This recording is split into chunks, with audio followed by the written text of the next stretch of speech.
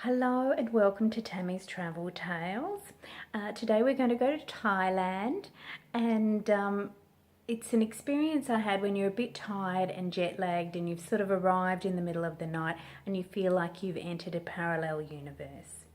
Okay, so I arrived to Thailand, to Phuket, 2-hour drive. It's like 1 o'clock in the morning.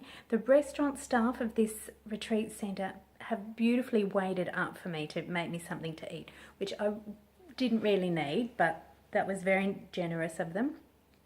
So anyway, I'm sitting there a bit spaced out and there's a cat and I'm patting the cat, and the girl says to me, the waitress, "Oh, that is the cat called Bow Wow." And I'm thinking, oh yeah, okay, that's cute, Bow Wow for a cat. And then I look at her name tag and her name is Meow Meow. I'm not making this up.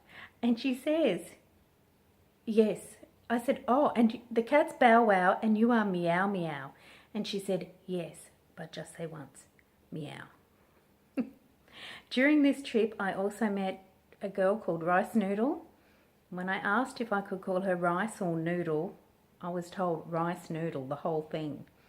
The Thais seem to like to call their children after plants and fruit, and I think I met a small baby just a few days old that may have been called Tomato, but I'm not entirely sure.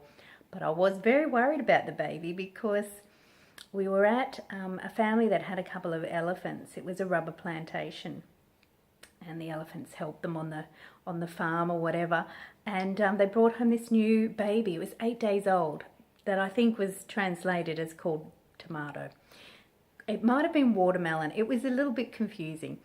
Anyway, tiny, like a tiny 8-day-old baby, and they're living in dirt floor huts, very clean and tidy, with little awnings, this family compound, within a rubber plantation. It's really pretty, on a river.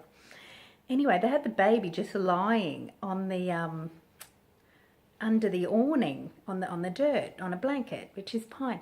But they've just brought the baby home, and the elephants are curious. They're all going very close to the baby.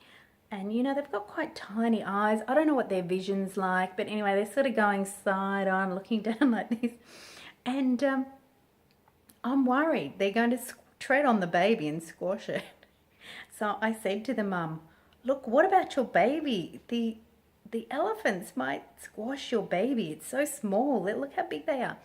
And they're like, "No, they don't do that. You know, they're smart. They know what they're doing." But I was like, yeah, I don't know. Look, because they were all there's like 3 of them. They were all coming around. And anyway, so to appease me, Mum goes and gets a cloche, you know, like that you put over your Christmas lunch to stop the flies from getting on it, like a bamboo-y kind of one with netting, and just like sticks that over the baby. Definitely elephant squash proof. So anyway, I've got a few more stories from Thailand to come, but I think that's enough for one day. So I hope you enjoyed, and wherever you travel in the world, I hope you collect lots of tales of your